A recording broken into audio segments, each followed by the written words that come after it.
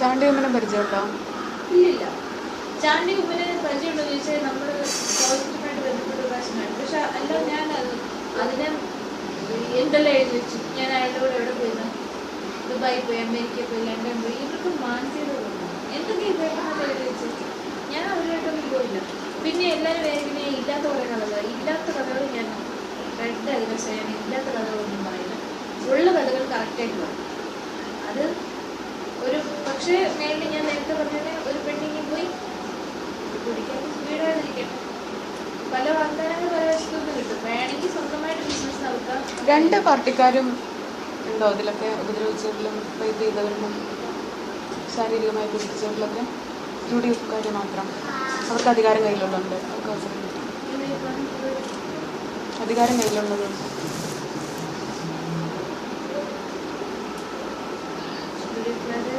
അധികാരത്തിന് മാത്രം എന്ന് പറയാൻ പറ്റില്ല. ഇത് ഇത് എഴുതില്ലല്ലോ, ഇത് എഴുതുന്ന വിഷയം ഇത് പേപ്പറിൽ വരുന്നത്. രാഷ്ട്രീയക്കാർക്ക് ഒരു തിങ്കിങ്ങുണ്ട്. അതായത് അവർക്കൊരു പവർ, പൊസിഷൻ പവർ കിട്ടിക്കഴിഞ്ഞാൽ പിന്നെ അത് എങ്ങനെ വേണമെങ്കിലും ടെസ്റ്റ് ചെയ്ത് യൂസ് ചെയ്യാനുള്ളതാണ്. അത് ശരിയായ രീതിയാണ്. വെള്ളം ഉൾപ്പെട്ട് കഴിഞ്ഞാൽ പിന്നെ വേറെ. അപ്പം നാളെ നമ്മൾ വെള്ള സാരി കൊടുത്തു കഴിഞ്ഞാൽ നമ്മളെല്ലാവരും പൊളിറ്റിക്കലായിട്ട് നമുക്ക് എന്ത് വേണമെങ്കിൽ ചെയ്യാം. വെതർ സാരി കൊടുത്താൽ ഇപ്പോഴത്തെ ഈ പൊളിറ്റിക്സിലുള്ള ലേഡീസിനോട് എനിക്ക് പുച്ഛമാണ്. അവർക്ക് എന്തുണ്ട് അതോറിറ്റി? ഒത്തിരി പേരുണ്ട് കാലിബറുള്ളത്. പക്ഷേ ഈ യഥാർത്ഥ കാലിബറുള്ള ഏതെങ്കിലും ഒരാൾ ഏതെങ്കിലും ഒരു പാർട്ടിയിലുണ്ടോ? ലേഡീസിൻ്റെ കാര്യത്തിൽ ഒന്ന് ആലോചിച്ച് നോക്കുന്നുണ്ടോ? എന്തെങ്കിലും ഒരു കാര്യം അവർക്ക് ഉറപ്പ് സംസാരിക്കാൻ കഴിവുണ്ടോ? അവർ സംസാരിക്കുന്നതിന് മുമ്പ് 100 പേരെ വിളിച്ച് പെർമിഷൻ ചോദിക്കണം. അല്ലാതെ സ്വന്തമായി ആരുടെ പെർമിഷൻ വാങ്ങിക്കാതെ സംസാരിക്കാൻ ഏതെങ്കിലും കപ്പാസിറ്റി ഉള്ള ലേഡിയുണ്ടോ? പിന്നെ ഇവരൊക്കെ മിനിസ്റ്റേഴ്സായ എന്താവും? PK ജയലക്ഷ്മി മിനിസ്റ്ററായി എന്തായി? വെറും മോശമായ ഒരു ഞാനതിനെ കമന്റ് ചെയ്യുന്നതല്ല. പക്ഷെ എനിക്ക് അവരുടെ ആ പൊസിഷനിൽ വേറെ വേസ്റ്റ് ആക്കിയതിനോട് എനിക്ക് അവരുടെ എന്തോ പ്രോഗ്രാമിൽ കൽപ്പറ്റ പങ്കെടുത്തിരുന്നു. എനിക്ക് ഭയങ്കര. എൻ്റെ വീട് വയനാടാണോ? വയനാട്.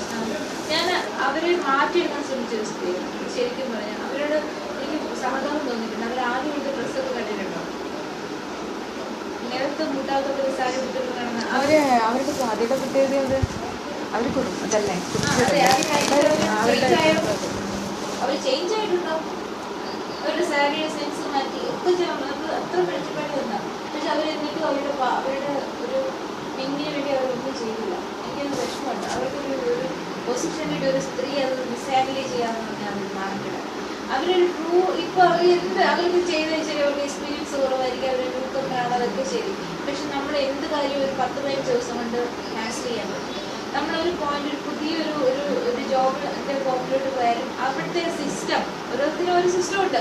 ആ സിസ്റ്റം ഇംപ്ലിമെന്റേഷൻ നമ്മൾ എന്തായാലും പഠിക്കും അല്ലെ? മാക്സിമം പോയ 2 മാസം, പ്രൊഫഷൻ പോയ എല്ലായിടത്തും 3 മാസം. ഇതൊക്കെ സംവരണം പോലെ ആവുന്നല്ലേ, കഴിവുകൊണ്ടാവുന്നല്ലോ. അപ്പോൾ അവർക്കൊന്നും ഒരിക്കലും ഇമ്പ്രൂവ് ചെയ്യാൻ പറ്റില്ലായിരിക്കും. ബിന്ദു കൃഷ്ണ ഇപ്പോൾ വന്നേ, ശ്രീമതി ഞാൻ വേറെ പാർട്ടിക്കാരിയായിരിക്കും. പക്ഷെ ഞാൻ അവരിലെ ക്യാരക്ടറിനോട് എനിക്ക് അവരുടെ ഒരു പോസിറ്റീവ്നെസ്. ടീച്ചറല്ലേ, അപ്പോൾ കുറച്ചൊക്കെ ഒരു കഴിവുണ്ട്. അവർക്ക് സംസാരിക്കാനുള്ള കപ്പാസിറ്റി ഉണ്ട്. അവരൊത്തിരി ആരോടും നേരിട്ട് സ്വാഭാവിക പൊളിറ്റിക്സ് വന്നു. പക്ഷെ ബിന്ദു കൃഷ്ണയ്ക്കാണ് കുറച്ചെങ്കിലും ടോക്കിംഗ് പവർ ഉള്ളത്. പക്ഷെ അവർക്ക് പൊസിഷൻ കൊടുക്കത്തില്ല. അവർ PK ജയലക്ഷ്മിക്ക്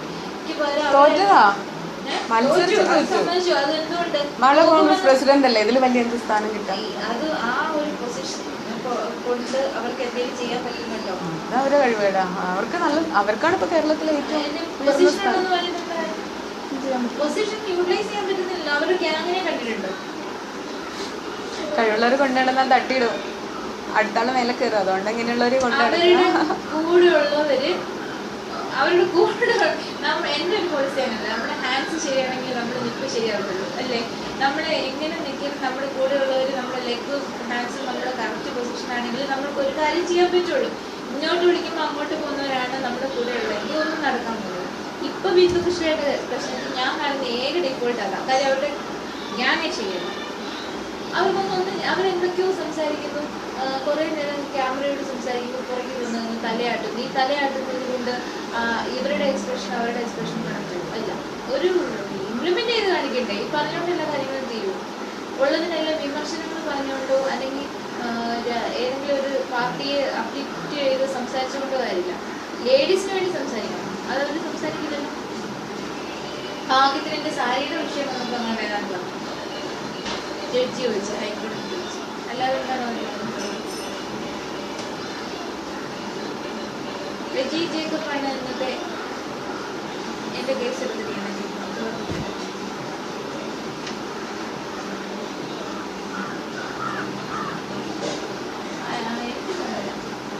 ഒന്നും ഉണ്ടാവില്ലായിരിക്കില്ലേ? അല്ല, പക്ഷെ വേണമെങ്കിൽ എടുക്കാം കേട്ടോ. ഇന്നലെ സ്ഥാനത്ത് രാജിവെക്കും. അല്ലാതെ പറ്റില്ല. ഒരു സ്ത്രീയുടെ ഒരു ആരോപണം, ഒരു സ്ത്രീ റേപ്പ് ചെയ്തെന്നു പിന്നെ ഇങ്ങനെ ആരോ രാജിവെക്കാൻ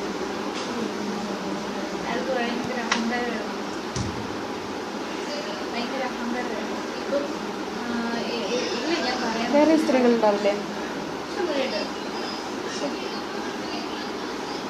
അയാൾ രാജിവെക്കട്ടെ, അയാൾ രാജിവെക്കണം. അയാളെ ഇത്രയും പ്രശ്നം ചെയ്യാൻ പറഞ്ഞ് എന്തിനാണ് എന്നെ ടി വിയിൽ അയാൾ ഇപ്പോഴും സംസാരിച്ചുകൊണ്ടിരിക്കുന്നത് എനിക്കെതിരായിട്ടെന്ന് ഞാൻ ഇയാളുടെ ഒരു അടുത്ത സുഹൃത്ത് എന്നെ വിളിച്ചപ്പോൾ ഞാൻ ചോദിച്ചു. അപ്പം ഞാൻ പറഞ്ഞു അത് വൈഫിൻ്റെയും അവരുടെ മുമ്പിൽ നിൽക്കുക. ഞാൻ പറഞ്ഞു ഈ ഷുഡ് ഇപ്പോഴല്ല, നേരത്തെ അയാൾക്ക് വൈഫിൻ്റെ മുമ്പിലും അയാളുടെ കുട്ടികളുടെ മുമ്പിലും നിലനിൽക്കണമെന്ന് തിങ്ക് ചെയ്യണമായിരുന്നു. അതിന് ഇനി എന്നെ എൻ്റെ കുട്ടികളുടെ മുമ്പിൽ മോശക്കാരായിട്ടുണ്ടായിരുന്നു. എൻ്റെ അമ്മയ്ക്ക് ഇങ്ങനെയല്ല പറ്റിയത്, ഇന്ന വിഷയം കൊണ്ടാണെന്ന് എനിക്ക് പ്രൂവ് ചെയ്ത് കൊടുത്തേ പറ്റുള്ളൂ. അത് എൻ്റെ ആവശ്യമാണ്. സമൂഹത്തിൻ്റെ മുമ്പിൽ ഞാൻ നേരത്തെ പറഞ്ഞല്ലോ, സരിതയെ റേപ്പ് ചെയ്യേണ്ട ആവശ്യമുണ്ടോ, സരിത പോയില്ലേ എന്ന് ചോദിച്ചാൽ അല്ല, എന്തുകൊണ്ടത് വന്നു എന്നുള്ള സാഹചര്യമെങ്കിലും എനിക്ക് വേണ്ടേ? ഇവരുടെ പെണ്ണുകൾ ജീവിക്കാൻ പറ്റില്ല. അത് ആ ഒരൊറ്റ ഇതേ ഉള്ളൂ. അങ്ങനെ ഒന്നാണ് ഈ കേരളത്തിലെ മൊത്തം പ്രശ്നങ്ങൾ. എല്ലാവരുടെ ഫാമിലി കേസ് വേണുഗോപാലിന്റെ ഭാര്യ പിണങ്ങി പോയി. ഞാനാണോ പറഞ്ഞല്ലോ? എന്തായിരുന്നു റിലേഷൻ? അത് അല്ല, കേസിലെ വൈഫ് പിണങ്ങിപ്പോയെന്ന് വേറെ ഒരു വിഷയമല്ലേ? ഞാൻ അതിനെ ചോദില്ലേ, ആരും എൻ്റെ അടുത്ത് ഇങ്ങനെ പറഞ്ഞു കേസിലെ വൈഫ് പിണങ്ങി. അപ്പൊ ഞാൻ ചോദിച്ചു ഇനി അതും എൻ്റെ അല്ല, കെ സി വേണുഗോപാലിനെ പറ്റി എന്തൊക്കെയോ പറയണ്ടാണല്ലോ. K C Venugopal, A P Anilkumar, Adoor Prakash. Adoor പ്രകാശിനൊക്കെ പേടിയുണ്ടെന്ന് തോന്നുന്നു. അടൂർ പ്രകാശിന് പേടിയുണ്ടോ? നല്ല പേടിയുണ്ട്. അബ്ദുള്ള കുട്ടിയെ പോലെ പേടിച്ചാണ് നടക്കുന്നത്. അടൂർ പ്രകാശ് എപ്പോഴും എക്സ്പെക്ട് ചെയ്യുന്നുണ്ട് ഇത് വരുന്നുണ്ട്. എക്സ്പെക്ട് ചെയ്യുന്നതല്ല, ഈ ഡ്രീമിലായാലും അയാൾ ഡ്രീമിലാണ്. വേണുഗോപാൽ പക്ഷെ കുറച്ചുകൂടെ സ്റ്റേബിളായിട്ടാണ് നിൽക്കുന്നത്. കെ സി വേണുഗോപാൽ കുറച്ചുകൂടെ സ്റ്റേബിളായി നിൽക്കുന്നു പുറത്തുനിന്ന് നമ്മൾ കാണുമ്പോൾ. പക്ഷെ അടൂർ പ്രകാശ് വളരെ, അനിൽകുമാറും വളരെ ദുർബലനായിട്ട് തന്നെ നിൽക്കുന്നത്. അബ്ദുള്ള കുട്ടിയെ പോലെ ബബ്ബൊക്കെയാണ് പ്രതികരണം. പലപ്പോഴും സംസാരിക്കാൻ പോലും കഴിയാത്ത അവസ്ഥയുണ്ട്. ഇങ്ങനെയുള്ളവർക്ക് പ്രത്യേകം തെരഞ്ഞു പിടിച്ച് മന്ത്രിയാക്കിയത് എങ്ങനെയാണ്, മന്ത്രിമാരാക്കിയത് എങ്ങനെയാണ്? ഇത്രയും അല്ല, ഇത് എങ്ങനെ കിട്ടി എല്ലാത്തിനെയും കൂടെ എടുത്ത്? അതായത് ഞാൻ പേര് പറയുന്നില്ല കേട്ടോ. എക്സ് ഒരാൾ യൂസ് ചെയ്ത് കഴിഞ്ഞാൽ അടുത്ത ആൾക്ക് ഓഫർ ചെയ്യാം, അടുത്ത ആൾക്ക് അവർക്ക് വില്ലിങ്നെസ് ഇല്ലാന്നുണ്ടെങ്കിൽ അത് ട്രാപ്പ് ചെയ്ത് കൊടുക്കാം. ഈ ആൾ യൂസ് ചെയ്ത് കഴിഞ്ഞാൽ അടുത്ത ആൾക്ക് കൊടുക്കുക. ഇതെല്ലാം അണ്ടർഗ്രൗണ്ട് വർക്കുക. ഈ ഫ്രണ്ട് ലൈനിൽ ഇരിക്കുന്ന വിക്ടിമിന് മനസ്സിലാവുന്നില്ല. ഒരു വിക്ടിം എക്സ് വൈ ഒരു പെണ്ണ്, ആ പെണ്ണ് ഒരാൾ യൂസ് ചെയ്ത് കഴിഞ്ഞാൽ, ഒരാൾ യൂസ് ചെയ്തെന്ന് വെച്ചോ, ആ ആൾക്ക് ബോധിച്ചു. എന്നാൽ അടുത്ത നിമിഷം അയാളുടെ ഫ്രണ്ടായി വേറൊരാൾക്ക് കൊടുക്കാം. എങ്ങനെ, ഏത് രീതിയിലാണ് പറ്റുക? ട്രാപ്പ് ചെയ്യാം. അപ്പൊ ഈ പെണ്ണ് ഭയങ്കര നിസ്സഹായാവും. അറിയുന്നില്ല എന്നാണോ അതോ പിന്നെ ഗതികേടുകൊണ്ടാണോ? പല ഗതികേടോട് വരും ആ സമയം കൊണ്ട്. ഒബ്ലിഗേഷൻസ് എപ്പോഴും ഒരു ഒബ്ലിഗേഷൻ ഇൻ ദ സെൻസ്, ഇപ്പം ഒരു തീർത്തും നമ്മൾ ഉദ്ദേശം നമ്മുടെ ഒരു 10-12 കോടി രൂപ എടുക്കുക. ഞാൻ ഉദാഹരണം മാത്രം ഒരാളുടെ ഒരു ടേബിൾ ഇരിക്കാം, അവരെ കൊണ്ട് അത് സാധിക്കും. ഈ 12 കോടിയുടെ സംഭവം ഇല്ലെന്നുണ്ടെങ്കിൽ വീട്ടിലോട്ട് എല്ലാം പറ്റില്ല. വീട്ടിൽ പ്രശ്നം, അടി ബഹളം, എന്താ താമസിക്കുന്നതെന്ന് ചോദിച്ചിട്ട് അടി. ഇവിടെ വന്ന് കൈകാലം പിടിക്കും. ഈ കൈകാലം പിടിക്കുന്ന ആ ആള് അപ്പോൾ വിചാരിക്കുമ്പോൾ ഇത് ഇതിൻ്റെ കാര്യം സംസാരിച്ചാൽ ഇത് റെഡിയാവും. അപ്പോൾ ഇത് റെഡി ആവത്തില്ല, നമ്മൾ റെഡി ആവുന്നില്ല എന്ന് വെച്ചാൽ അടുത്ത നിമിഷം ഫസ്റ്റ് ബലം പ്രയോഗിച്ചു. അടുത്ത് കഴിഞ്ഞ ഉടനെ തന്നെ എടാ ഇങ്ങനൊരു സംഭവം ഒരു നല്ല ആളാണ്, ഒന്ന് മുട്ടി നോക്കും, നമ്പർ കൊടുക്കണം.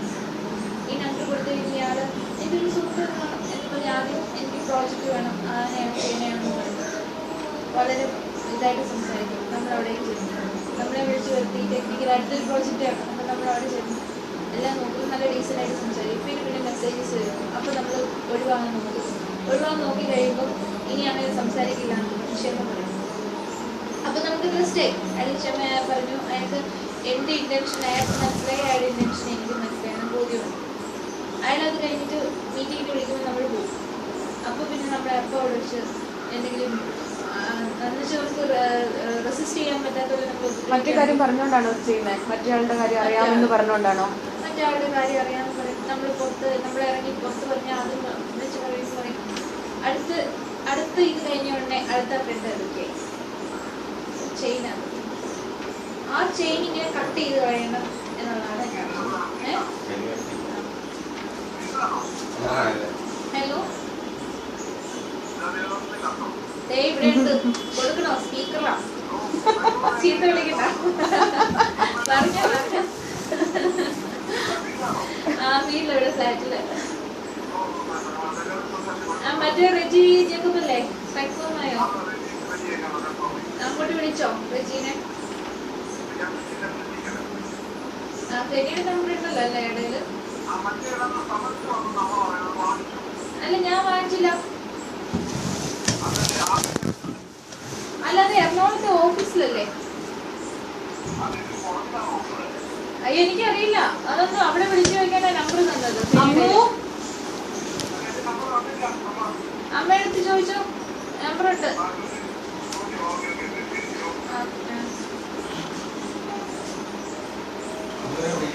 ഇതല്ലേ ശരിക്കും പറയേണ്ടിയിരുന്ന വിഷയം? ഇതല്ലേ ശരിക്കും പറയേണ്ടിയിരുന്ന വിഷയം ആദ്യം? അല്ല,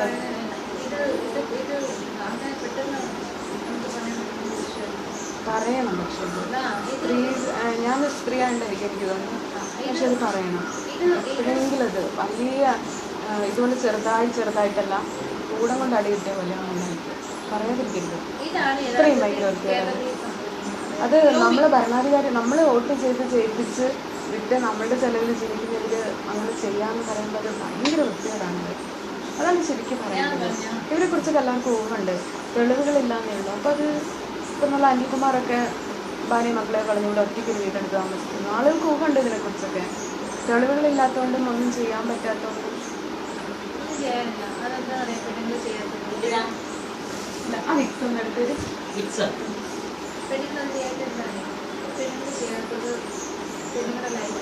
അല്ല, ഇവരെന്തെങ്കിലും തിരിച്ചു ചെയ്തു തരുമോ? ഇതുപോലെ പേപ്പർ പാസ്സാക്കി തരുമോ? എന്തെങ്കിലും സൗകര്യങ്ങൾ, സാമ്പത്തിക സഹായമൊക്കെ ചെയ്തു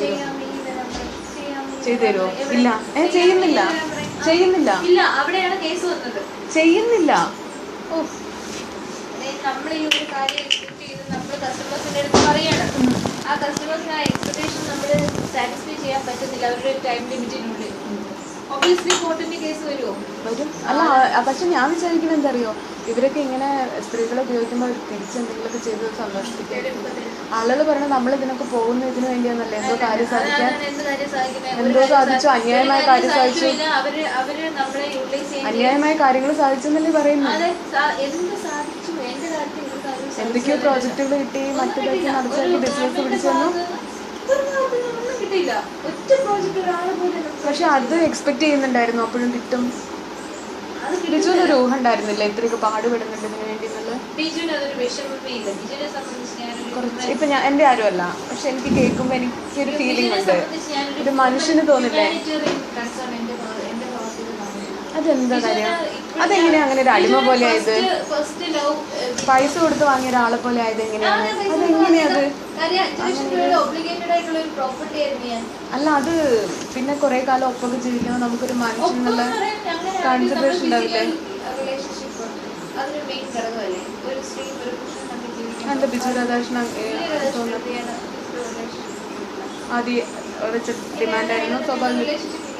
സ്വാഭാവികമായിട്ട് അങ്ങനെ ആയതോ അതോ വെച്ച ഡിമാൻഡ്, വാശി വൈരാഗ്യം കൊണ്ട് വെച്ച ഡിമാൻഡോ?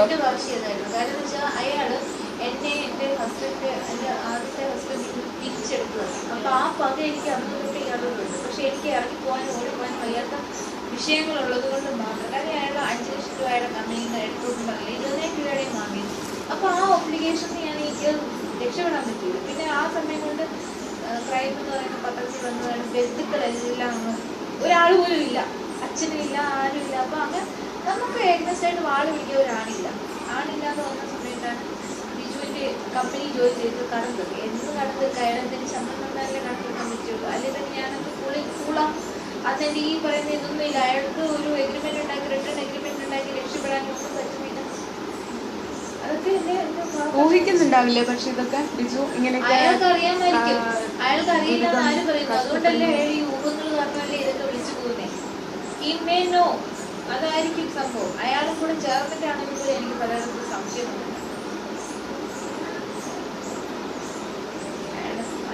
നമ്മളെയൊക്കെ ടോർച്ചർ ചെയ്ത പോലെ അടൂർ പ്രകാശിലും അനിൽകുമാറിന്റെയും ടീമിൽ ഗണേഷ് വരട്ടെ. എങ്ങനെ അത് വരാതിരിക്കുക അല്ലേ? അവർ നമ്മൾ എന്തോ ചെയ്തില്ലേ ഇത്തരം കാര്യങ്ങളിലൊക്കെ പുറത്ത് നോക്കുമ്പോൾ അങ്ങനെ തോന്നി. കുറച്ചുകൂടെ മാന്യനാണ് ഇവരെ അപേക്ഷിച്ച് നോക്കുമ്പോൾ. അപ്പോൾ മാന്യ അല്ല, അങ്ങനെയാണെങ്കിൽ ഇവരുടെയൊക്കെ അപേക്ഷിച്ച് കുറച്ചുകൂടെ ട്രാപ്പ് ചെയ്യുന്നില്ല, ഇൻഫർമേഷൻ ഇതുവരെ കിട്ടിയിട്ടില്ല. അങ്ങനെ ഒരു ഇൻഫർമേഷൻ അങ്ങനെയാണെങ്കിൽ എപ്പോഴും ഈ ഇത്രയും അലിഗേഷൻ വന്നപ്പോഴേ ഏതെങ്കിലും പെണ്ണുങ്ങൾ അങ്ങനെ ഒരു വിഷയമായിട്ട് കൊണ്ടുവന്നില്ല. ശത്രുക്കളില്ല, കൂടെ പോയ പെണ്ണുങ്ങൾ ഒരു ഒപ്പോസിഷൻ പറഞ്ഞിട്ടില്ല. ഉള്ള അരിയും തുറന്നു പറയാം. അപ്പൊ പിന്നെ അത് എന്റെ കാര്യത്തിൽ ഗണേഷിന്റെ സംതിങ് വേറൊരു സിസ്റ്റം രീതിയാണ്. പക്ഷെ മറ്റവരങ്ങനെ വിഷയമില്ലാത്തവരെ കൊണ്ട് ചെയ്യാന്നൊക്കെ പറഞ്ഞാൽ വലിയ വാർത്തയ്ക്ക് വേണ്ടി ചോദിക്കല്ല, ആരാ മൂന്നാമത്തെ ആൾ ഇതിൽ വരുന്നു? അടൂർ പ്രകാശം ഇനിയുണ്ട്, നമ്മളെ മന്ത്രിസഭയിലുണ്ട്. ഷിബു ബേബി ജോൺ ഇല്ല, ഗണേഷിന്റെ ഫ്രണ്ടായിരുന്നു. ഇയാളുടെ പി എയോ പിന്നെ അനിൽകുമാറിന്റെ ഇയാളുടെ പേര് ഇഷ്ടം. അതാണെന്നാണ് എനിക്ക് തോന്നുന്നത്. നല്ലത് ചെയ്യപ്പെടുന്ന പോലെ ചെയ്യുന്നു.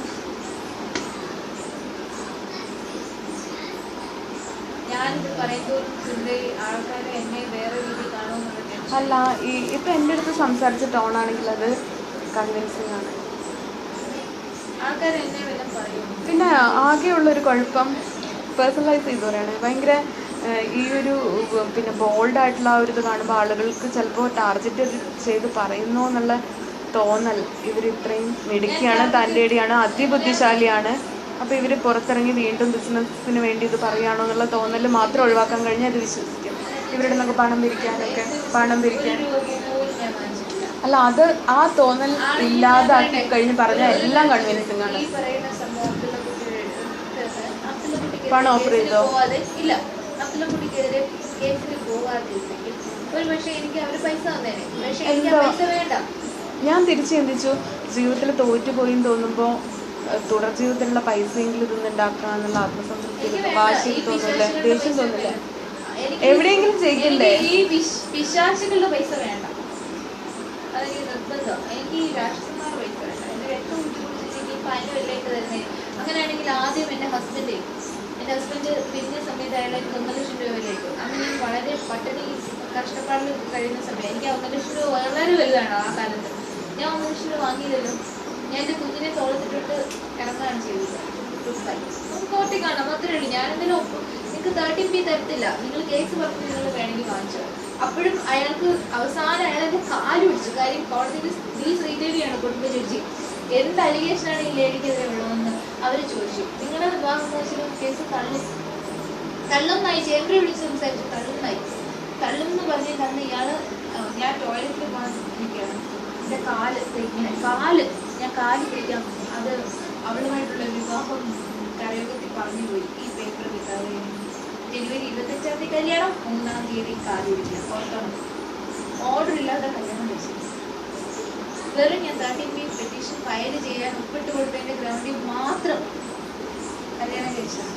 ഞാൻ ആദ്യം കൊടുക്കണ്ടെന്ന് വിചാരിച്ചു. പിന്നെ ഇങ്ങനെ ആലോചിച്ചു, എന്നെ ഒരാൾ വേണ്ട എന്ന് പറഞ്ഞില്ല. പിന്നെ ഞാൻ അയാളുടെ പുറകെ കൊച്ചുങ്ങളെയും കൊണ്ട് അതും കൊണ്ട് ഇതുണ്ട് എന്ന് പറഞ്ഞിട്ട് പോയിട്ട് വല്ല കാര്യമുണ്ടോ?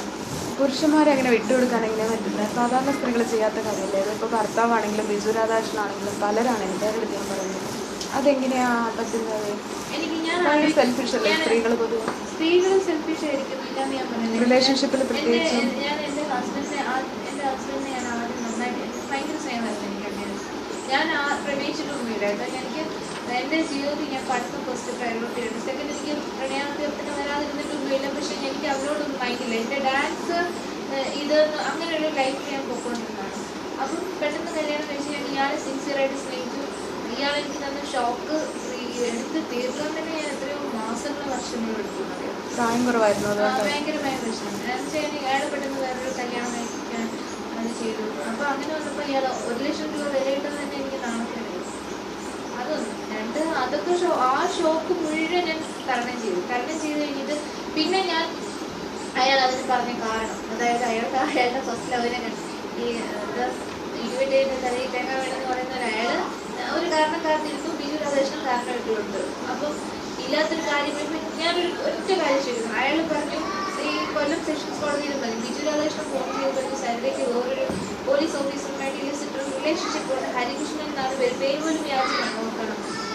എത്രയോ ഗൾഫിലിരിക്കുന്ന ഭർത്താക്കന്മാരുടെ ഭാര്യമാരെ പറ്റിയിട്ട് ഇങ്ങനെ ഉമ്മക്കത്തുകൾ അജ്ഞാത സന്ദർശനങ്ങളും ഒക്കെ പോകുന്നുണ്ട്. മിക്ക ഭർത്താക്കന്മാരും നോർമലി ഉള്ളൊരു പൊസിഷനിൽ ഇരിക്കുന്ന ഒരു പുരുഷൻ എന്താ ചെയ്യാം, അത് സത്യമാണെന്ന് അന്വേഷിക്കുമല്ലേ? അങ്ങനെ സത്യമാണെന്ന് പോലും ഇയാൾ അന്വേഷിച്ചില്ല. ഒരു പ്രാവശ്യം പോലും എന്താണ് സംഭവിച്ചത് എന്നൊരു വാക്ക് അയാൾ അന്വേഷിച്ചില്ല. അതിന്റെ റീസൺ അയാൾ അന്വേഷിച്ചില്ല. ഒരു മനുഷ്യനെ അതിന് ഈ സെക്കൻഡ് പാർട്ടി ആരോപിത വിധേയനായ വ്യക്തിയെ വിളിച്ച് ചോദിക്കാം, അങ്ങനെ ഒരു വ്യക്തി ഉണ്ടോ എന്ന് അന്വേഷിക്കാം, അല്ലെ? അങ്ങനെ ഒരു വ്യക്തി പോലും ഇല്ലാത്തൊരു സാഹചര്യത്തിലാണ് അതിൻ്റെ കൂടെ കാരണം ഇയാൾ ഉദ്ദേശിക്കുന്നത്. അപ്പം അയാളുടെ ഇന്റൻഷൻ എന്തായിരുന്നു? ഐ ഷുഡ് സെപ്പറേറ്റ് എന്നുള്ളതല്ലേ? അത് ഞാൻ പിന്നെ കുറച്ച് അയാളുടെ അടുത്ത് ഈ പറഞ്ഞ കുറച്ച് പ്രതികാരം കാണിച്ച് കുറച്ച് കോടതിയിൽ കയറ്റി ഇറക്കി എന്നുള്ളതേ ഉള്ളൂ. ലാസ്റ്റ് എന്നെ അയാളുടെ കാല് പിടിച്ചത് ഇപ്പം എനിക്ക് മനസ്സിലായി. അയാൾക്ക് ഒരു കാരണവശാലും ഇനി അതിൽ നിന്ന് മുമ്പോട്ട് വരാൻ പറ്റില്ല. അപ്പം ഇല്ല, ഞാൻ വിവാഹം മുതലിലേക്ക് സ്ഥലം നിന്റെ വീട് വന്ന് ഞാൻ താമസിക്കും. എന്ത് താമസിക്കാൻ അവിടെ താമസിക്കും? അയാളുടെ സ്നേഹം കിട്ടാൻ വേണ്ടിയിട്ടാ. അപ്പൊ എൻ്റെ അടുത്ത് ഇല്ലാത്തൊരു സംഭവം സോളാർ കേസ് വന്നില്ലായിരുന്നെങ്കിൽ എന്തായാലും ഇതൊക്കെ കൂടെ അറസ്റ്റിലായിരുന്നില്ലായിരുന്നു വിചാരിക്കുക. പിന്നെ ബാക്കി പേഴ്സണൽ ലൈഫ് തന്നെ പോയി കിട്ടിയ പേഴ്സണൽ ലൈഫ് പിന്നെ നോക്കട്ടെ. ബിജു രാധാകൃഷ്ണൻ 1.5 വർഷമായിട്ട് ഷാരുവിൻ്റെ കൂടെയാണ്. സെപ്പറേറ്റഡ് ഒരു വുമൺ എന്നുള്ളൊരു കാറ്റഗറിയിലോട്ട് ഞാൻ വന്നു. ഒറ്റയ്ക്ക് ജീവിക്കാനുള്ള സെറ്റപ്പായി. കടകൾ മാത്രമേ ഉണ്ടായിരുന്നുള്ളൂ, അത് തീർത്ത് ഒരു വശത്ത് എടുത്തുകൊണ്ടിരുന്നു. ഞാനെ കുട്ടികളെ അമ്മ ഇങ്ങനെ ഒരു ലൈഫിലോട്ട് ഞാൻ മെയിൻറ്റൈൻഡ് ആയിട്ട് വന്നപ്പോഴാണ് പിന്നെയും രാഷ്ട്രീയം വില്ലനായത്. കസ്റ്റമേഴ്സിനൊന്നും കേസ് കൊടുക്കാൻ താല്പര്യമില്ലായിരുന്നു. എല്ലാവരെയും അങ്ങോട്ട് ചെന്ന് ഇറങ്ങി വാങ്ങിക്കുമായിരുന്നു പോലീസ്. താന്ന് ഫോൺ വിളിച്ച് അങ്ങോട്ട് ഭീഷണിപ്പെടുത്തിയിട്ടുണ്ട്. ഇല്ലെങ്കിൽ നിങ്ങൾ സോഴ്സ് ഞങ്ങൾ നോക്കും, അല്ലെങ്കിലും they should investigate their source. ഒരു കോർട്ടിൻ്റെ കേസിനകത്ത് അങ്ങനെയുണ്ട്, പ്രതിയുടെ വാദിയുടെ സോഴ്സ് നോക്കണം. ഈ സംഭവത്തിനകത്ത് ഏതെങ്കിലും ഒരു പേടിച്ച് പെറ്റീഷൻ കൊടുത്തവർ ഇപ്പോഴും ക്രിമിനലാ. അവർക്ക് 9 മാസമായി കൊടുക്കാത്തവരില്ല. ഇല്ല കേസ് കൊടുക്കാത്തവരില്ലേ? നാണക്കേട് എന്നുള്ള കേസ് കൊടുക്കാത്തവരുണ്ടെന്ന് എനിക്ക് തോന്നാം. സരിതയുടെ പേരുമായിട്ട് കണക്ട് ചെയ്തു വന്ന നാണക്കേട് എന്നുള്ള പേര് കേസ് കൊടുക്കാതിരുന്നില്ല. എല്ലാവരും കൊടുത്തു. ഒരു 8,000 രൂപ കേസുണ്ട്. അതിന് ബെയിൽ ബോണ്ട് വെച്ച് 25,000 രൂപ. തമാശ പറഞ്ഞല്ല. 25,000 രൂപയുടെ ആൾജാമ്യം, തുകയ്ക്കുള്ള 2 ആൾജാമ്യം ആണ് എനിക്ക് 8,000 രൂപയുടെ കേസ് ഞാൻ വെച്ചത്. എന്നാൽ പിന്നെ ആ 8,000 രൂപ കൊടുത്താൽ പോരെ, കേസ് തീരില്ലേ എന്ന് ചോദിച്ചാൽ കേസ് തീർക്കുന്നില്ല. അത് 8,000 രൂപയ്ക്ക് കേസ് ഒരു കുറച്ച് നടക്കട്ടെ എന്ന് ഞാനും വിചാരിച്ചു. ഞാൻ 8,000 രൂപയുടെ കേസ് സെറ്റിൽ ചെയ്യാൻ പോയ പത്രങ്ങളിൽ എഴുതും വൻപിച്ച തുകകൾ കൊടുത്തത് ആ കേസ് സെറ്റിൽ ചെയ്തു. അല്ല, പൈസയുടെ സോഴ്സ് ഇപ്പോഴും ഒരു വിഷയമാണ്. ഞാൻ ചോദിക്കുന്നില്ല, പക്ഷേ അതൊരു വലിയ വിഷയം. അത് എക്സ്പ്ലെയിൻ ചെയ്യേണ്ടി വരും. അല്ല, ഈ കോർട്ടിന് പുറത്ത് കേസ് സെറ്റിൽ 9 മാസം കൊണ്ടാണ് കേസ് സെറ്റിൽ ചെയ്തത്. 9 മാസം കൊണ്ടാണ് ഞാൻ ജാമ്യം എടുത്തത്. 13 ലക്ഷം രൂപയ്ക്ക് താഴെയാണ് കോടതി ചെലവ് ഉൾപ്പെടെ കേസ് തീർക്കാനും കോടതി ചെലവ് കോടികളിലൊക്കെയാണല്ലോ കേൾക്കുന്നത്. ചുമ്മാ 12,85,794 രൂപ എങ്ങാണ്ടാണ് കണക്ക്. എന്റെ ചെലവ് കണക്ക് ഈ എമൗണ്ടിനാണ് ഇവര് കടന്ന് ചോദിക്കുന്നത്. ആ സോഴ്സ് ഞാൻ എത്ര പ്രാവശ്യം കൊടുത്തു? 13 ലക്ഷം രൂപ സോഴ്സ്. ഇന്ന് ആകെ 13 ലക്ഷം രൂപ ഉണ്ടാക്കാൻ പറ്റാത്ത ഒരു 0 കൂടി ഇട്ടാൽ ശരി, ഞാൻ പറയാം 1 കോടി രൂപയ്ക്കാണ്. നിങ്ങൾക്കറിയാത്ത ഒത്തിരി വിഷയങ്ങൾ വേറെയുണ്ട്. 30 കോടി രൂപയുടെ സിംഗിൾ തട്ടിപ്പ് നടത്തിയ ഒരു സ്ത്രീകൾ ജയിലിൽ കിടപ്പുണ്ട്. ഭർത്താവും ഭാര്യയും കൂടെ തന്നെ. അതിനകത്ത് ഒരു സ്ത്രീ ഉൾപ്പെട്ട ഒരു ലീ ക്യാപിറ്റൽ അല്ല, ലീ ക്യാപിറ്റൽ വന്നില്ല, വേറൊരെണ്ണം. പിന്നെ 30 കോടി രൂപയുടെ സിംഗിൾ ക്രൈം. അല്ലെങ്കിൽ അവരുടെ കമ്പനിയുടെ പേര് ഏതോ സൊസൈറ്റിയാണ്. ഈ 30 കോടി രൂപയുടെ തട്ടിപ്പ് നടത്തിയ സ്ത്രീയും പുരുഷനും അവരുടെ പുറകെ എന്തുകൊണ്ട് പോകുന്നില്ല? 147 പേരെ കണ്ട് പരാതി കൊടുക്കില്ല. അല്ല, ഇതൊക്കെ ഓരോരുത്തർ തലവരിക. ചില കേസുകളുടെ പുറകെ മാധ്യമങ്ങൾ കൂടെ വിടില്ല. അത് പൊളിറ്റിക്കൽ രാഷ്ട്രീയമാണ്. അതിൽ രാഷ്ട്രീയക്കാരുണ്ടാവില്ല. അതിൽ രാഷ്ട്രീയക്കാരുണ്ടാകുന്നത് നമ്മൾ